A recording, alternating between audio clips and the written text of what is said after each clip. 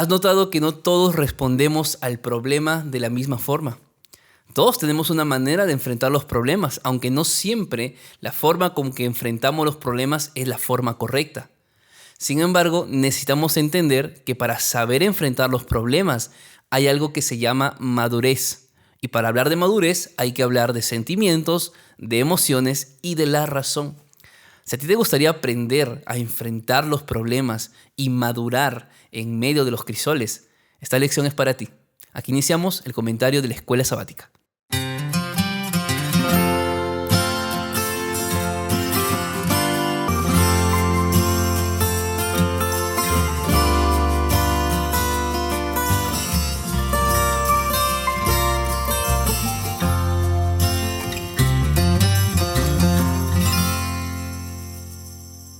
¿Cómo están, queridos amigos? Bienvenidos a una nueva semana, un nuevo estudio de la lección. Bienvenidos a mi canal de YouTube.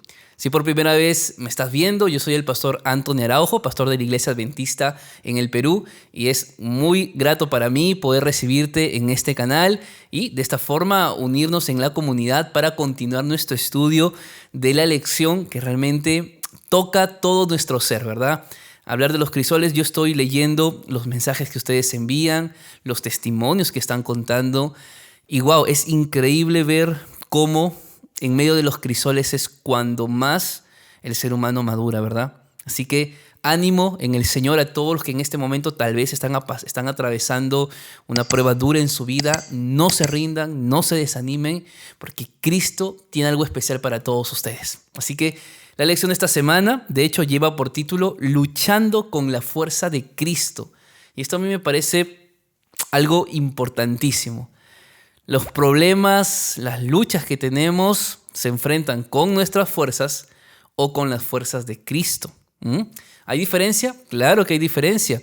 Y se nota en el día a día de la persona. Pero bueno, eso vamos a estudiarlo en esta semana, así que iniciemos con nuestro comentario día por día.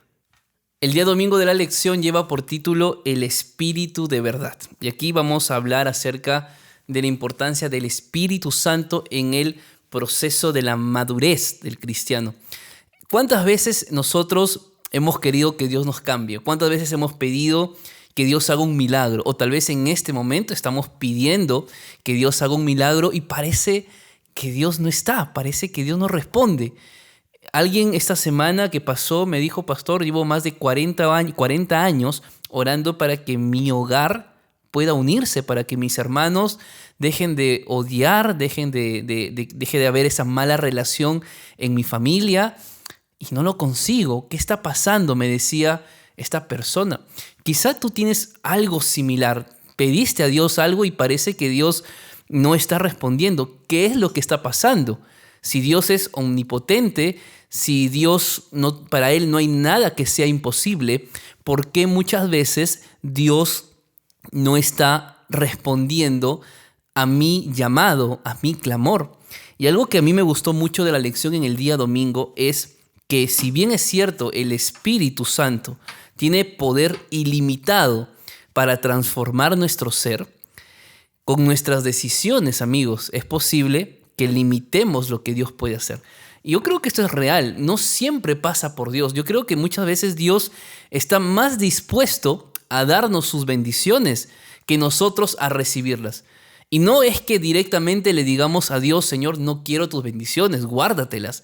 Pero con nuestros actos, con nuestro carácter, con nuestra desobediencia, estamos diciéndole indirectamente a Dios que poco o nada nos importa lo que Él quiera darnos. Por eso, en el día domingo de la lección hay un tema importante cuando hablamos de la transformación del carácter. Todos necesitamos ser transformados, todos necesitamos. Todos necesitamos un poco más de paciencia, todos necesitamos. Todos necesitamos aprender a ser más humildes, todos lo necesitamos, todos. Amar, a perdonar, a ser benignos, todos necesitamos eso. Solo que hay algo que la Biblia llama libre albedrío. Y te voy a explicar de esto luego de que leamos juntos Juan capítulo 16 en el versículo número 13, que dice así: Pero cuando venga el Espíritu de verdad, Él os guiará a toda la verdad, porque no hablará por su propia cuenta, sino que hablará todo lo que oiga y os hará saber las cosas que habrán de venir. Aquí Jesús hace referencia al Espíritu Santo y dice que cuando venga el Espíritu Santo, ese Espíritu es el Espíritu de verdad. Y el Espíritu de verdad es aquel que nos guiará a toda la verdad. Ahora, parece un poco y un tanto redundante esta expresión, pero ¿sabes? Juan utiliza 48 veces la palabra verdad. Lo dijo Jesús en relación al Espíritu Santo. Jesús mismo lo dijo cuando él mencionó que Él es el camino, Él es la verdad y la vida. Pero ¿qué significa que el Espíritu sea el Espíritu de verdad? Lo que significa, mi amigo, y por qué es importante en medio de los crisoles esto, es porque el Espíritu Santo nos muestra la realidad de Dios. A veces nosotros juzgamos a Dios, quizá humanamente justificable, humanamente. Pero cuando tú caminas bajo la dirección del Espíritu Santo, tú vas a ir comprendiendo por qué Dios hace cosas que aparentemente no tienen sentido y que aparentemente perjudica a tu vida, que aparentemente trae dolor a tu vida, trae dolor a tu familia. Pero cuando tú caminas con el Espíritu Santo, entonces el Espíritu Santo te toma de la mano, te guía por un camino donde ves el panorama más amplio de lo que significa los planes de Dios para tu vida. Es por eso que el Espíritu Santo lo que hace, mis queridos amigos, es guiarnos, dice el texto bíblico. El Espíritu Santo guía a toda verdad. El Espíritu Santo nunca te va a guiar por un camino equivocado. El Espíritu Santo nunca te va a guiar por un camino de mentira. Lo que hace el Espíritu Santo es conducirte por un camino, solo que ese camino no siempre vas a ver el final del camino. No sé si ya te pasó, pero cuando uno va viajando tal vez por la noche, uno de pronto a lo lejos llega a ver simplemente una pequeña luz, pero cada vez que se va acercando ya no es una luz, ya es 100 luces, son 200 luces. Cuando ves es toda una ciudad grande a la cual tú te estabas acercando. Bueno, en la vida cristiana es similar, mi amigo. Lo que el Espíritu Santo es guiarnos hacia el conocimiento de los planes de Dios para el ser humano. Pero mira, si bien es cierto, el Espíritu Santo puede mostrarnos la verdad sobre nuestra pecaminosidad, si bien el Espíritu Santo puede mostrarnos la verdad acerca de lo que Dios quiere para nuestra vida, el Espíritu Santo no te va a forzar a que te arrepientas. Y esto es un punto interesante, ¿sabes por qué? Porque muchos quieren cambiar, pero no todos quieren abandonar su pecado. Muchos quieren que Dios los haga paciente, el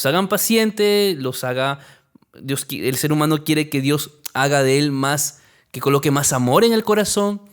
Hay muchas personas que necesitan aprender a vencer más su orgullo, pero no están dispuestos a dejarlo.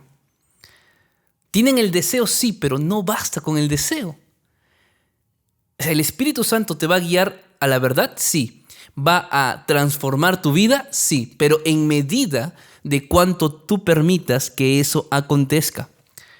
La lección dice así: el Espíritu Santo puede mostrarnos la mayor verdad acerca de Dios, pero no va a obligarnos a creer en ella, ni a obedecerla.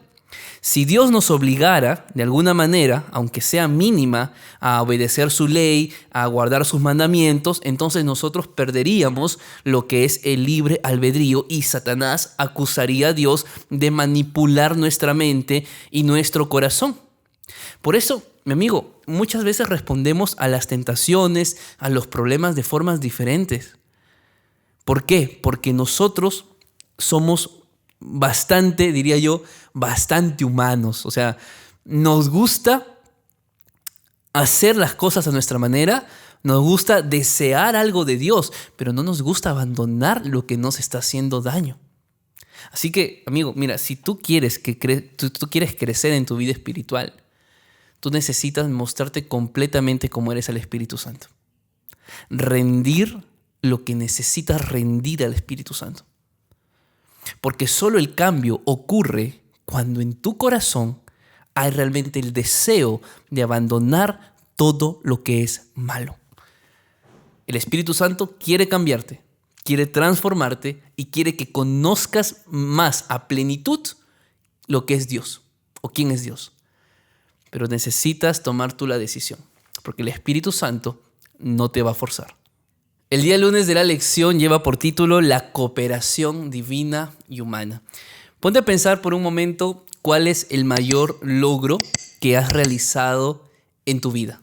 Así, materialmente, académicamente, laboralmente, ¿cuál ha sido ese mayor logro, por ejemplo?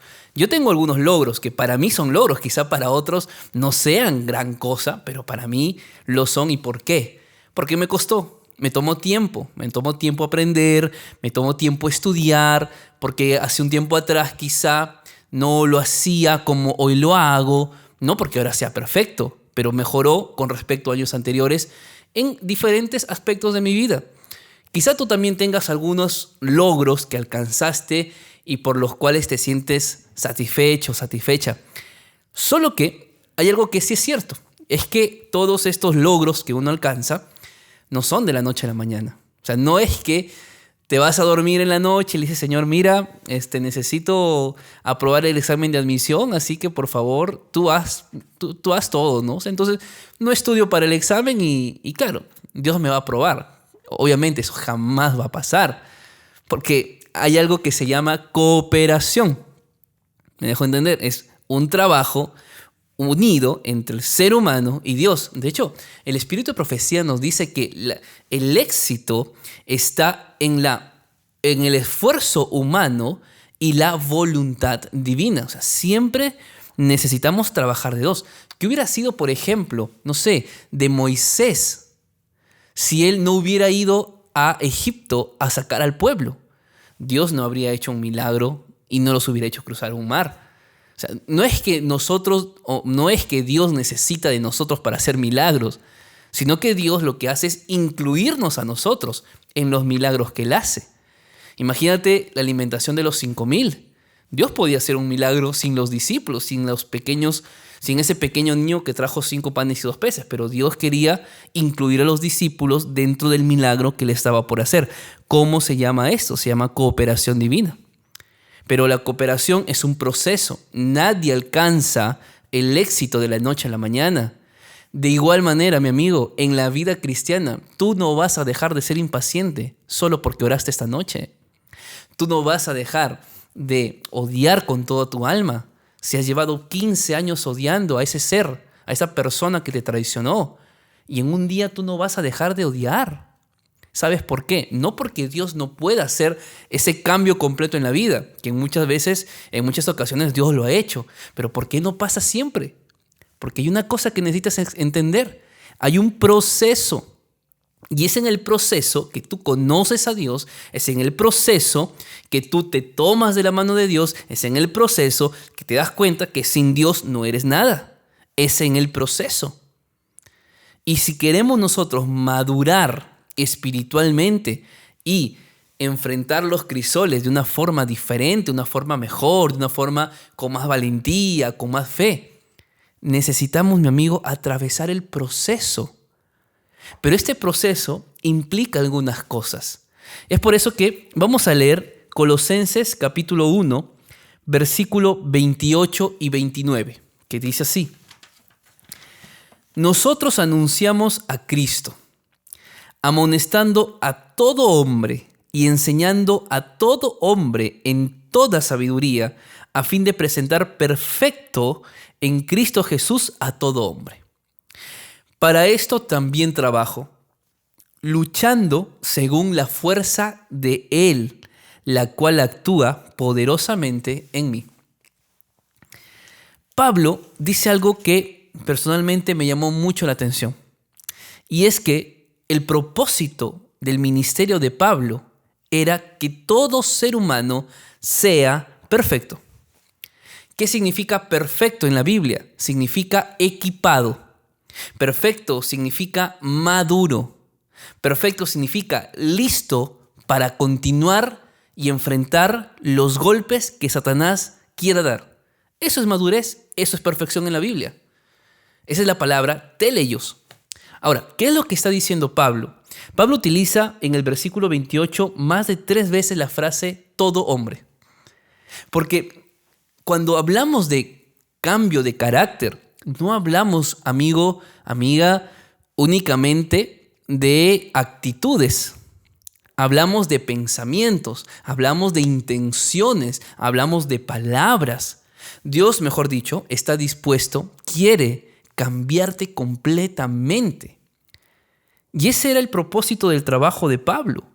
Y Pablo dice, para esto también trabajo.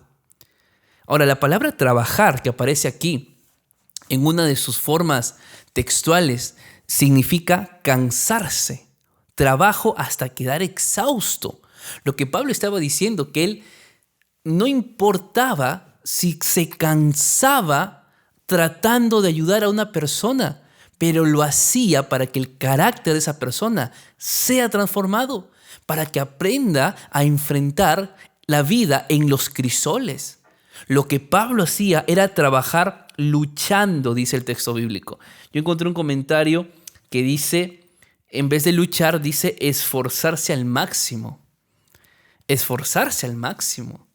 Mira, si tú quieres aprender a vivir en medio de los crisoles de la vida y permanecer firme y que tu carácter sea transformado, necesitas luchar incansablemente.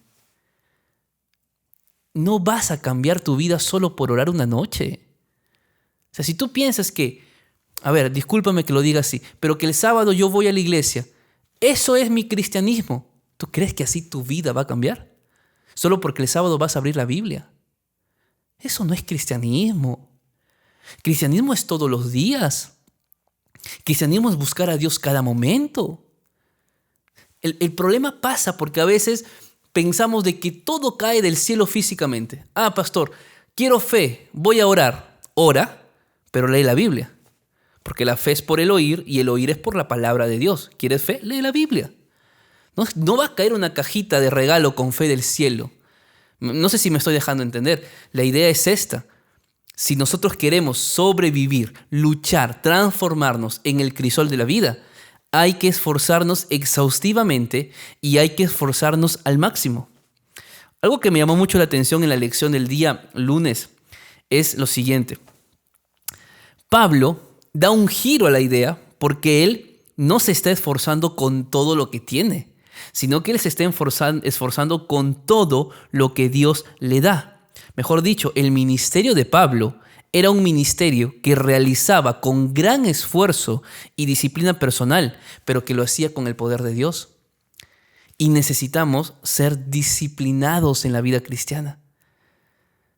Tal vez en esta semana vimos noticias, por lo menos aquí en Perú, de una corredora, de una atleta peruana que ganó 2 premios de oro en el Mundial de Atletismo.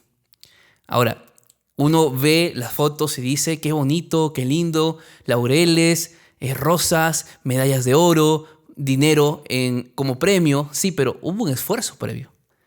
Y no hubo un esfuerzo de un día, no hubo un esfuerzo de 2 días, ni siquiera de 1 año, ni siquiera de 5 años. Todo aquel que corre se prepara años y años. Necesita aprender a ser disciplinado. Si yo quiero correr en la vida cristiana y quiero ganar el premio de la vida cristiana, tengo que ser perseverante. Tengo que ser disciplinado. Tengo que empezar a ser diligente en la palabra de Dios. Porque si yo abro mi Biblia solo el sábado, puede ser que el sábado esté fuerte espiritualmente. Pero ¿qué tal si el problema viene el domingo? ¿Qué tal si el problema viene el lunes? Y el lunes no me alimenté espiritualmente. Me voy a caer. Pablo nos enseña que su ministerio estaba en base al esfuerzo y en base a la disciplina personal. Yo te pregunto, ¿qué cosas ha colocado Dios en tu corazón con las que estás luchando ahora? Una vez alguien me dijo, pastor, ore porque necesito que Dios me haga más paciente. Soy muy impaciente. ¿Qué tengo que hacer? Le digo, mira, lo que va a pasar es que si tú quieres paciencia, Dios va a probar tu paciencia. Y me dijo, no, usted no me entiende, pastor. Yo quiero ser paciente. No quiero volver a ser impaciente. Claro, pero para que tú seas paciente, lo que Dios va a hacer es colocarte una prueba de paciencia. Te pondrá delante a esa persona con la que tal vez tú tienes una buena relación para que aprendas a ser paciente con esa persona. ¿O qué esperas? ¿Que la paciencia caiga del cielo sin que tú hagas nada? Por eso, cooperación divina humana. En la unidad del esfuerzo divino y en la voluntad del esfuerzo humano y del poder divino es que los milagros llegan a suceder. El día martes de la lección lleva por título la voluntad disciplinada. Bueno, aquí hay dos palabras ya que llegan a ser un desafío, ¿no? Voluntad en primer lugar y disciplina. La disciplina es básicamente ya un hábito formado, es parte de un estilo de vida. Y en la vida cristiana, para poder enfrentar los crisoles, como hemos mencionado, necesitamos disciplina. Necesitamos voluntad sobre todo. Ahora, hablemos un poquito de la voluntad, porque uno de los mayores enemigos de nuestra voluntad son nuestros propios sentimientos. A veces el ser humano nos hemos vuelto buenos negociadores, no sé si buenos o malos negociadores, pero negociamos y no con alguien de afuera, negociamos con nosotros mismos. Es como que yo de repente entro en un proceso de que no voy a tomar más gaseosa, no voy a comer más carne o simplemente voy a entrar a dieta, ¿no? Una cosa así. Entonces ahí estás, un día, 2 días, 3 días, 4 días, pero el quinto día dices, pero un poquito no hace daño, ¿no? Un poquito no hace mal. Además, ya llevo 4 días, creo que debo darme un gusto. Es un ejemplo. Y claro, ¿con quién estás negociando? Contigo mismo. Tú mismo estás negociándote y tratando de ganar ese negocio. Entonces, lo que pasa en la vida cristiana muchas veces, mi amigo, es que nos dejamos llevar por los sentimientos. Hay un libro que alguna vez tal vez lo he mencionado, no lo tengo en mano, pero se llama Así de simple, un modelo para sanar la mente. Un modelo bíblico para sanar la mente, por Timothy Jennings. Yo leí este libro en el 2015, lo volví a leer el año pasado. ¿Por qué? Porque hay algo que a mí me llama mucho la atención de lo que él escribe, y él dice así: mientras que el ser humano coloque sus sentimientos y sus emociones sobre su razón, el juicio que vas a dar o la decisión que vas a tomar va a ser equivocada. Porque si bien es cierto, las emociones y los sentimientos tienen un lugar en nuestras decisiones, nosotros no podemos tomar decisiones por sentimientos. Si no, piensa aquella vez que dijiste algo a tu esposo o a tu esposa y que te arrepientes de haberle dicho.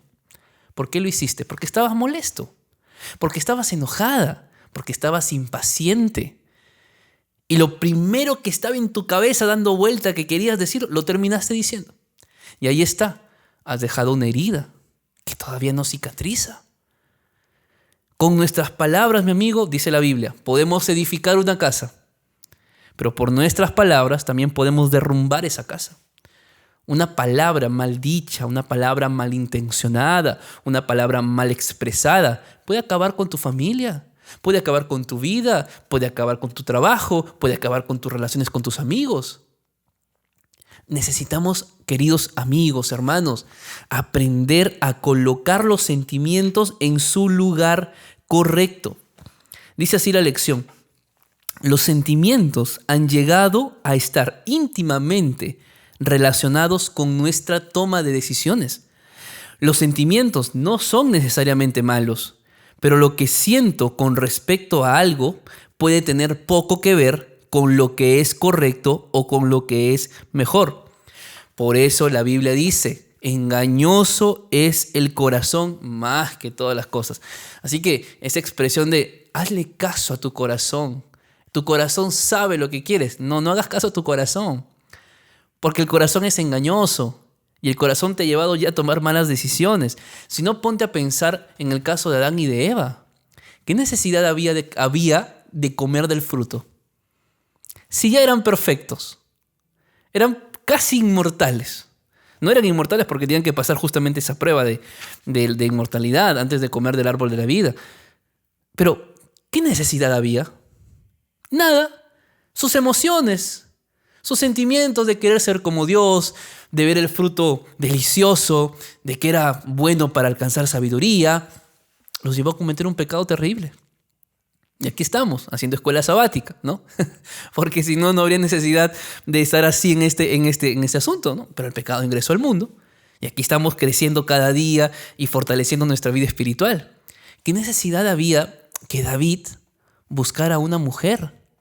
Claro, no la buscó, la encontró, pero él dejó que el pecado entrara a su mente y corriera con el pecado. Porque luego mandó llamar a esta mujer llamada Betsabé. Pero si te das cuenta, toda decisión tiene sus consecuencias. Por Adán y por Eva, el pecado entró. ¿Cuál fue la consecuencia en el caso de David? Que el hijo que estaba esperando Betsabé murió. Entonces, ponte a pensar, reflexionemos, mi amigo, ¿qué decisiones estoy tomando más por emoción que por razón? Calma tus emociones. Calma tus sentimientos. ¿Sabes por qué? Porque las palabras hieren cuando dices algo por emoción. Hieren o simplemente lo que haces es, no sé, alegrar la vida de alguien porque has prometido algo y luego cuando se te pasa la emoción ya no, ni siquiera vas a cumplir lo que dijiste. Por eso nunca hagas promesas cuando estás feliz. Nunca tomes decisiones cuando estás enojado o enojada. No son buenos caminos. ¿Qué es lo que Pedro dice con respecto a esto? Vamos a la Biblia, a primera de Pedro 1, versículo 13, que dice así: por tanto, ceñid los lomos de vuestro entendimiento, sed sobrios y esperad por completo en la gracia que se os traerá cuando Jesucristo sea manifestado. Pedro dice, ceñid los lomos de vuestro entendimiento. Ceñir los lomos básicamente era una expresión en la cual hace referencia a una persona que claramente antiguamente usaban túnicas largas, vestidos largos. Cuando colocaban su vestido lo enrollaban y lo colocaban a la altura del cinturón, ¿no? Y las piernas quedaban descubiertas. Eso es ceñir los lomos. Pero aquí no habla de eso, que habla del entendimiento, que se refiere básicamente, mira, necesitas comprender más. O sea, necesitas ser firme para poder entender lo que está ocurriendo en tu vida. Para que te des cuenta que lo que está pasando no es tal vez por un pecado que has cometido. Para que te des cuenta que lo que estás pasando no es una prueba de Dios, es una consecuencia de tu pecado tal vez. O que lo que estás pasando es tal vez la forma como Dios te está moldeando. Pero eso solo se va a lograr cuando el ser humano es diligente, cuando el ser humano es sobrio. Hay algo que me llama la atención, que dice aquí la lección, que Pedro comprendió que la mente es el timón del cuerpo que controlamos. Si quitamos el control de la mente, seremos controlados por cualquier sentimiento que se nos presente. Por eso, piensa en este momento, ¿qué decisiones importantes tienes que tomar? ¿Estás pensando bien? ¿Te has sentado a darte cuenta si es correcto? ¿Lo has escrito en un papel para ver las ventajas, para ver las desventajas? ¿O estás actuando por sentimientos, por emoción, por deseo y no por la palabra de Dios? Por eso te digo, las emociones y los sentimientos tienen su lugar. Pero tú no puedes tomar una decisión basado en eso. Tu razón, tu conocimiento, tu entendimiento es más importante. Pero el entendimiento está ¿dónde? En la Biblia. Y necesito ir a la Biblia para entender, para ser sobrios, para saber qué momento estoy viviendo de mi vida, cómo Dios se está manifestando y cómo aprender a madurar en medio de la crisis. El día miércoles de la lección lleva por título Compromiso Radical. Bueno, hay un texto que está en Mateo, capítulo 5, versículo 29, que dice así: por tanto, si tu ojo derecho te es ocasión de caer, sácalo y échalo de ti, pues mejor te es que se pierda uno de tus miembros y no que todo tu cuerpo sea arrojado al infierno. Ese texto ha traído bastante debate. Digo bastante debate porque he visto muchas personas tomando este texto literalmente. Pero mira, Dios no quiere que te hagas daño. O sea, Dios no te está diciendo, mira, si tu ojo es pecado, quítate el ojo. Si tu mano es pecado, quítate la mano, córtatela. No, no es así, amigo. No se trata de eso. Lo que el texto quiere mencionar y por lo cual necesitamos entender es justamente lo que el título de la lección del día miércoles dice. Compromiso radical. ¿Sabes qué está pasando? No estamos al 100% con Cristo. Yo siento que está pasando eso. Siento que Cristo muchas veces es más una herramienta que usamos cada vez que tenemos problemas. Pero cada vez que las cosas nos están yendo bien, ni la Biblia abro, no oro, solo oro cuando como, que no es oración, porque decimos siempre lo mismo, solo cambiamos desayuno por almuerzo y almuerzo por cena. Entonces simplemente no tenemos una experiencia religiosa.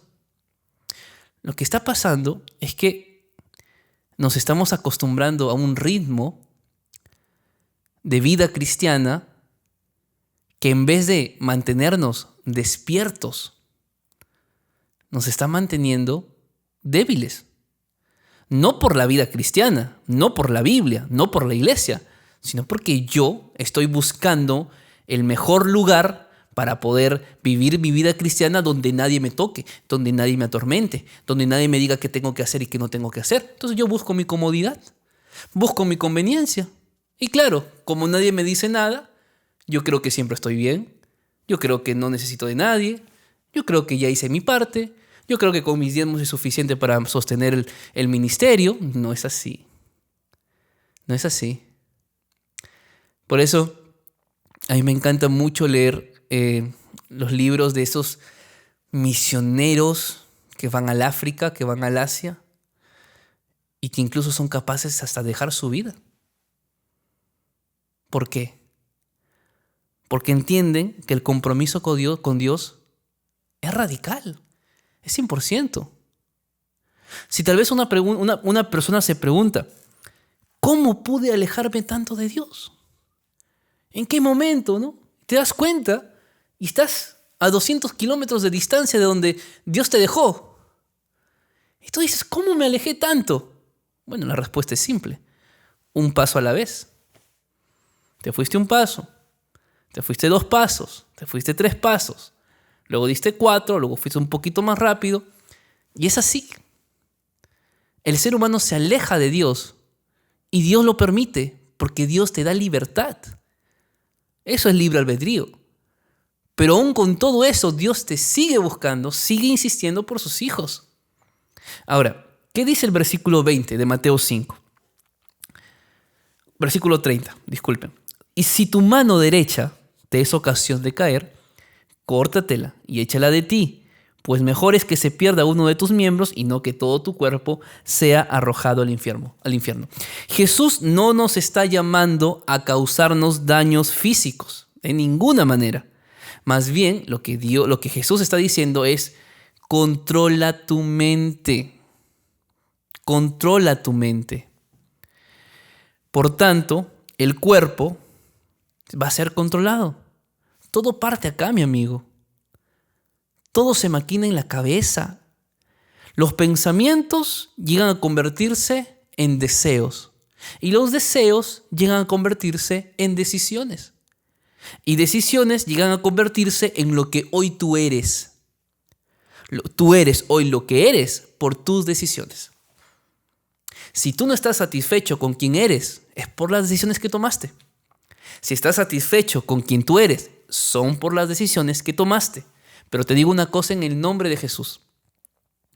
Las decisiones del pasado que has tomado te han llevado a ser lo que tú hoy eres. Pero si tú quieres que tu futuro sea diferente, hoy necesitas tomar otras decisiones. Diferentes decisiones. Es así. No todo está perdido. Hay esperanza mirando al futuro. Pero para mirar al futuro con esperanza, hoy necesitas tomar decisiones correctas. Y esas decisiones correctas empiezan cuando tú controlas tu mente. Fíjate, dice el texto bíblico, que el pasaje no menciona que debemos orar y que Dios eliminará instantáneamente las tendencias pecaminosas de nuestra vida. Qué bonito fuera, ¿no? Que Dios eliminara completamente toda tendencia pecaminosa. Qué lindo sería. No tendríamos que luchar con ningún pensamiento malo. Pero no es así. No es así. A veces Dios en su misericordia hace esto por nosotros.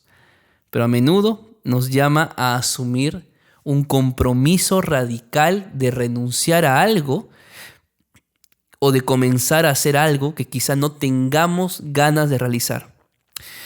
Cuanto más seguido tomemos las decisiones correctas, más fuertes seremos y más débil será el poder de la tentación en nuestra vida. El crisol puede ser el llamado de Dios para que tomemos la decisión radical de regresar al plan que nuestro Padre tiene para nosotros. El día jueves de la lección lleva por título La necesidad de perseverar.